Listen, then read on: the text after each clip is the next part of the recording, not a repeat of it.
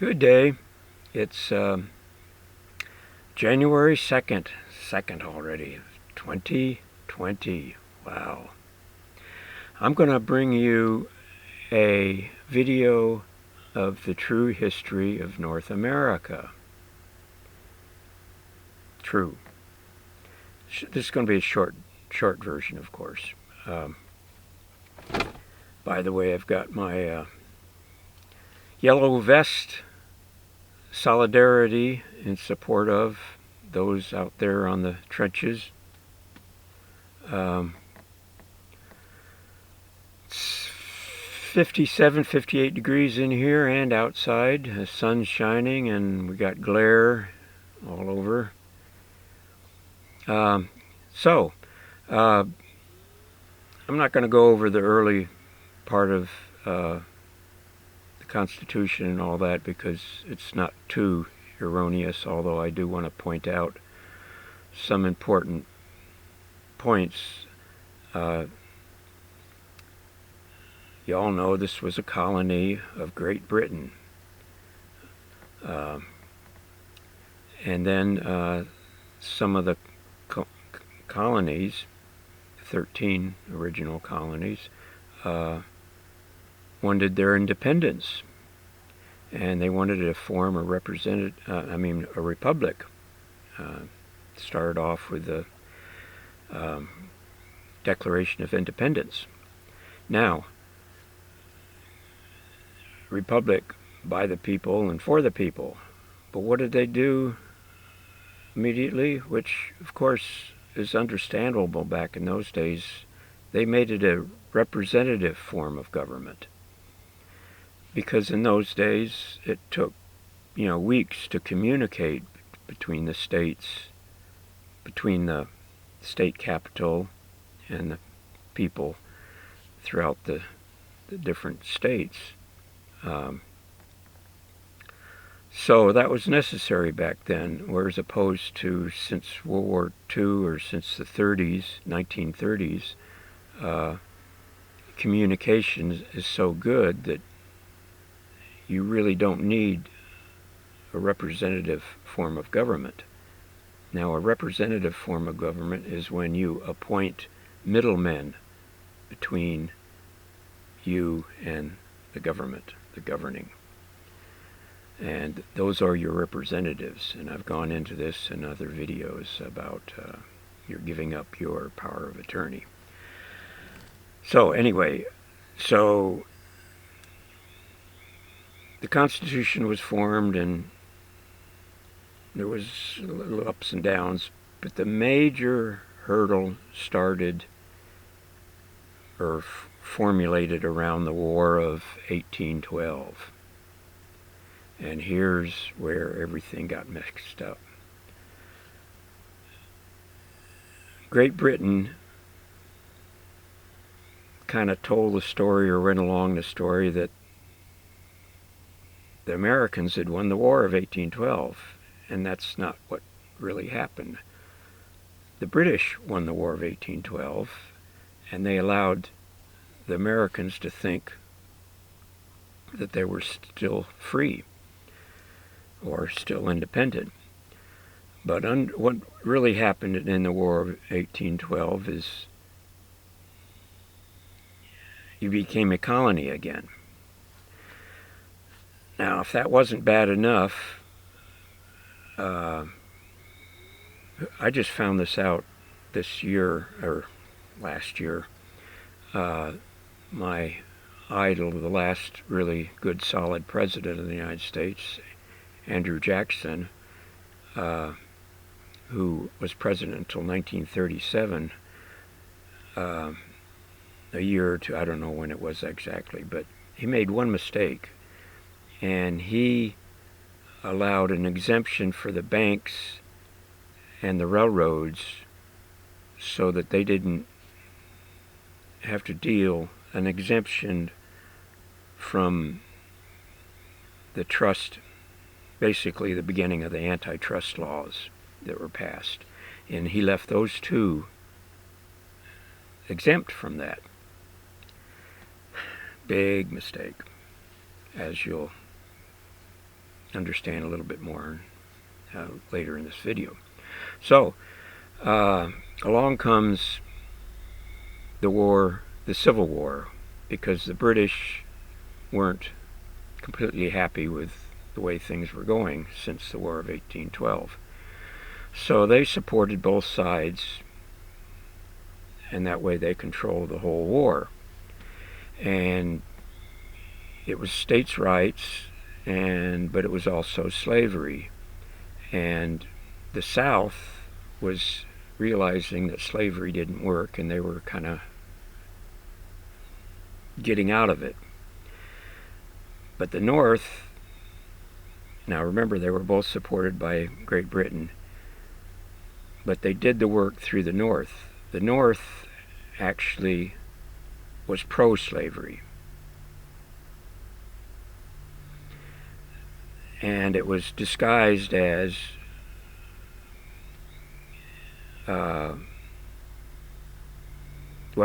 it set in cement in the 14th Amendment, where the offer was made for federal citizenship, which was the North. The federal, which is D.C., but the D.C. was just an arm of the City of London. So it wasn't even Great Britain anymore. It was the City of London Incorporated, which of course was under the arm of the Pope, which went back to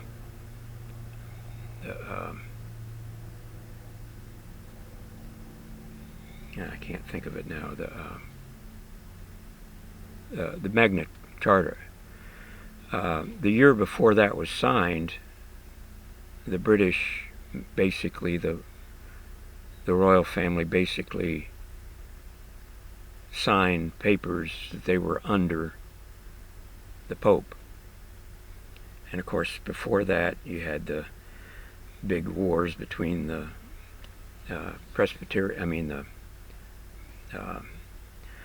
the Catholics and the Protestants.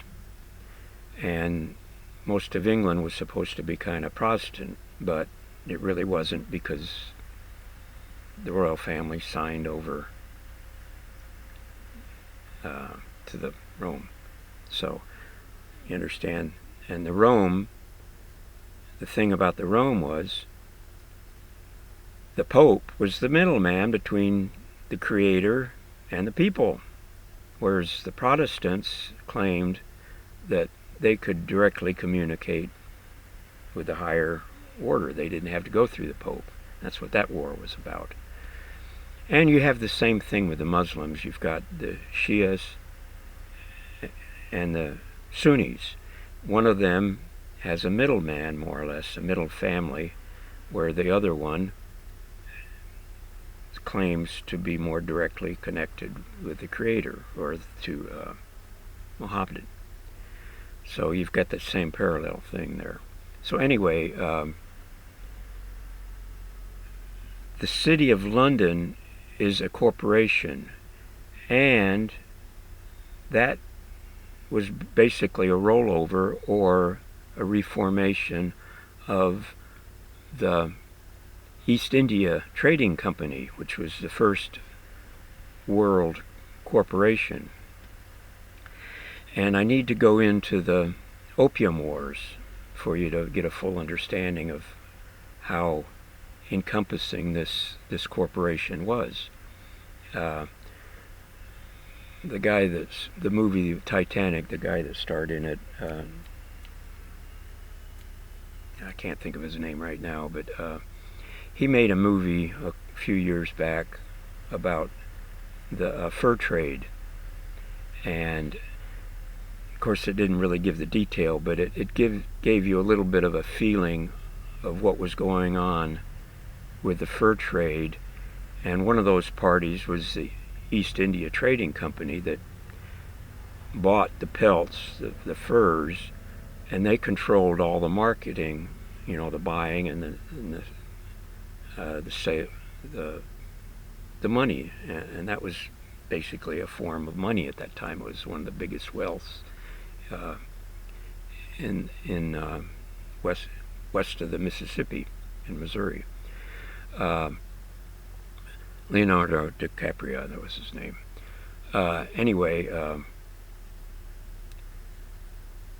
the Opium Wars is so important because that shows how the East India Trading Company got China hooked on the opium, which is, I've gone into this and the others, I don't want to get too much into it, but all that's still going on. The real big boys that are playing in the drug wars are the ones up on top. The royal families, the CIA, which is all kind of part of a club, secret societies. It's a pay-to-play, just like what the Clinton Foundation was. And if your drug cartel isn't in with the higher ups, the powers that be, you get wiped out in the war on drugs, so that they control everything. And the opium wars proved that. China was getting rich off all the trade, and the royal family and the British Empire had to get some of that money back, and they more or less hooked the Chinese on opium, and that's the same thing that's happening today, you know. So that's important. And then the East India Trading Company really never went away. It changed hands or renamed itself, and that's the City of London, which controls Washington, D.C. So I hope that makes sense. So the Civil War was about slavery, and you all lost because you became slaves under the corporatocracy that was set up through the City of London, through the federal government. So, well, that wasn't good enough. Along came the Federal Reserve Act in 1912, and that set up the banking system that we have today, which is set up on created money, and you have to rent it. That's what the usury is. Whereas the Constitution form of money, there was no usury for the whole money pool. But under the Federal Reserve Act, you basically were renting that money, but you had to pay that rent out of the money pool that they created. So that always made the money pool less and less, and then you had to borrow more money in order to pay the interest. And under this mathematics, it's set up for the people who set up this. And it's mathematically figured out that after 20 years, the whole system collapses because the people that are collecting the interest basically end up with the major amount of the wealth. And where did that happen? The crash in 29, and the government was reorganized in 1933, 34. And it was just basically rolled over. And every 20 years, the bankruptcy is just rolled over. And 2008 was a bailout for the banks. And since the middle of September of 2019, you've had basically another bailout, but they just haven't called it, and the news has been after Trump and, you know, impeaching Trump, and the Russians did it, the Russians did that, the Russians did that. But the banks are being bailed out again to the tune of billions and trillions of dollars just since the September. What was that, 4 months? So you guys are getting screwed, and women. So you are persons. the courts have, which persons, you're not free men and women. You're not living men and women anymore. And I've gone through this in my other videos too.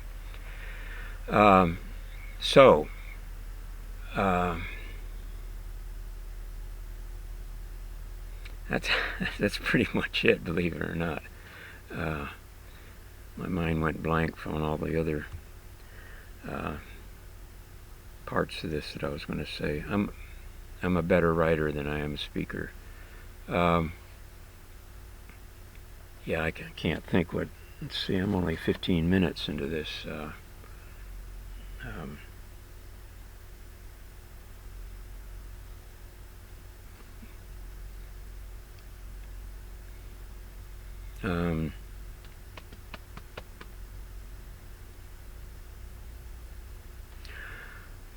Yeah, well, I've gone into the representatives too, in my other videos. I don't know, I've just lost my train where I was going, so sorry. Maybe I'll continue this another time. Bye.